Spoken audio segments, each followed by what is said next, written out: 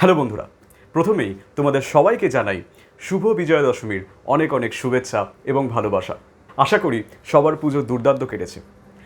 আজকের ভিডিওতে আমরা ডিসকাস করব ক্লাস 12-এ যে রিসেন্ট সিলেবাসটা চেঞ্জ হলো, তো সেই সিলেবাস চেঞ্জের ফলে অঙ্কে বা ম্যাথামেটিক্স সাবজেক্টটিতে বর্তমানে কোন কোন চ্যাপ্টার রইল এবং কোন কোন চ্যাপ্টার বাদ গেল।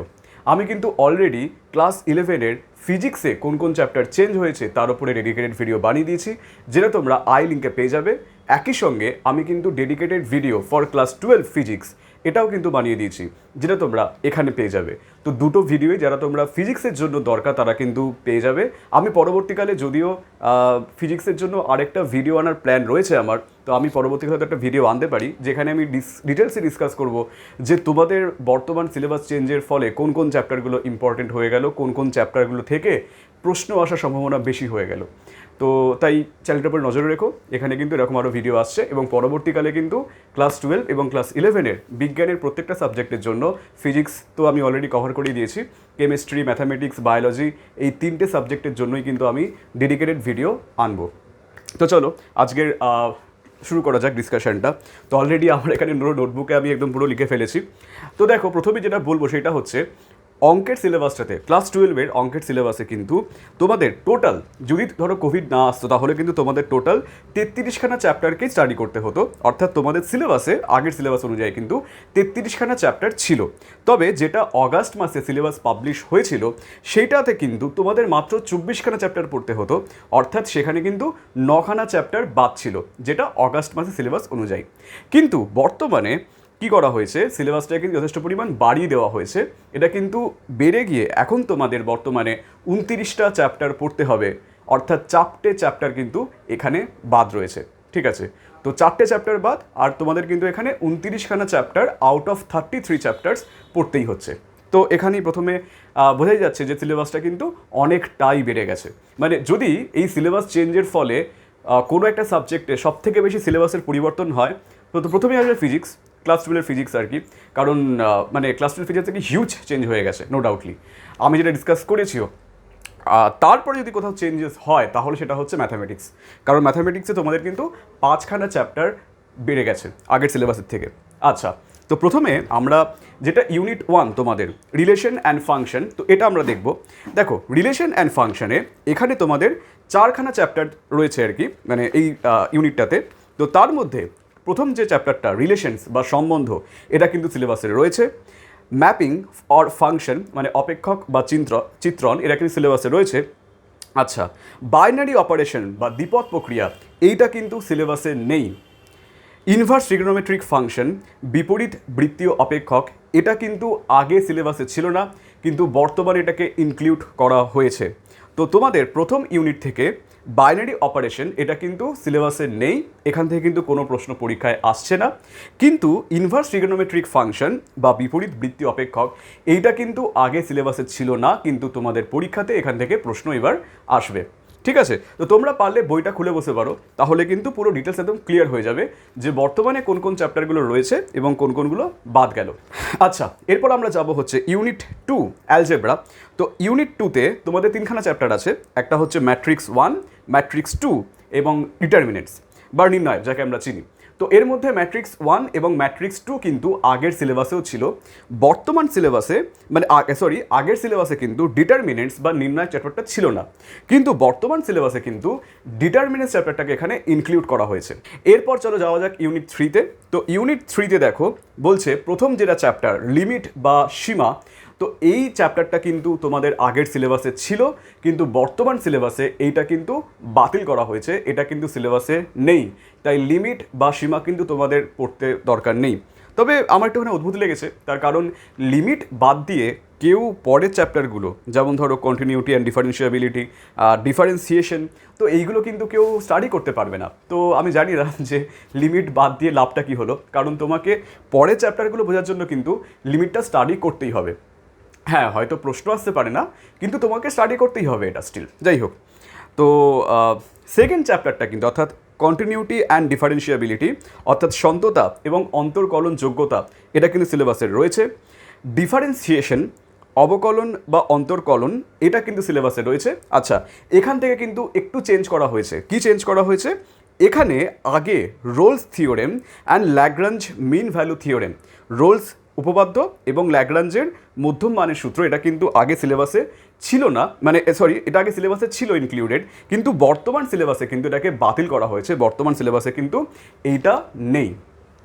আচ্ছা, এরপর আমরা দেখব যে সেকেন্ড অর্ডার ডেরিভেটিভ বা দ্বিতীয় ক্রমের অন্তর্কলজ সিলেবাসে রয়েছে, ইনডিফিনাইট ইন্টিগ্রাল বা অনির্দিষ্ট সমাকলন সিলেবাসে রয়েছে, সাবস্টিটিউশন মেথড পরিবর্তন পদ্ধতি সিলেবাসে রয়েছে, আংশিক সমাকলন পদ্ধতি বা ইন্টিগ্রেশন বাই পার্টস সিলেবাসে রয়েছে, কয়েকটি বিশেষ আকারের অপেক্ষকের সমাকলন বা integration of some special type of function সিলেবাসে রয়েছে, নির্দিষ্ট সমাকল বা ডেফিনিট ইন্টিগ্রেশন সিলেবাসের মধ্যে রয়েছে, অবকল সমীকরণ বা ডিফারেন্সিয়াল ইকুয়েশন সিলেবাসের মধ্যে রয়েছে, differential equation of first order and second order, অর্থাৎ প্রথম ক্রম এবং দ্বিতীয় ক্রমের ডিফারেন্সিয়াল ইকুয়েশন, এটা কিন্তু সিলেবাসের মধ্যে রয়েছে।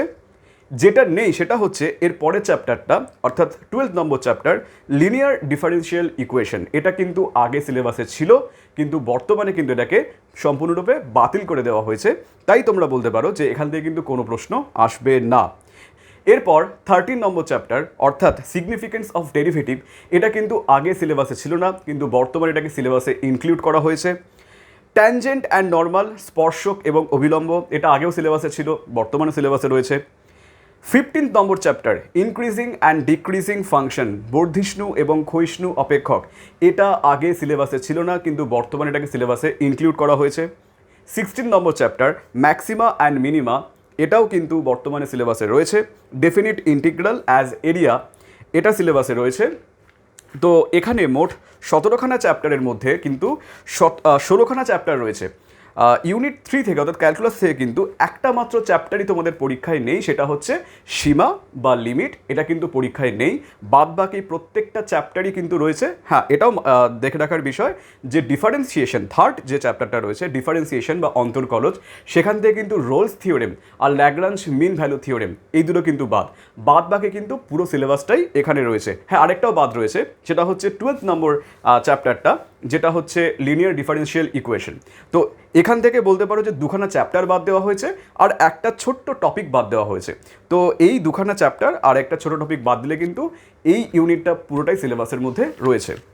যেখানে সবথেকে বেশি চেঞ্জ করা হয়েছে সেটা হচ্ছে ইউনিট 4, ভেক্টর এবং ত্রিমাত্রিক স্থানাঙ্ক জ্যামিতি, সেখান থেকে একটা হিউজ চেঞ্জ করা হয়েছে।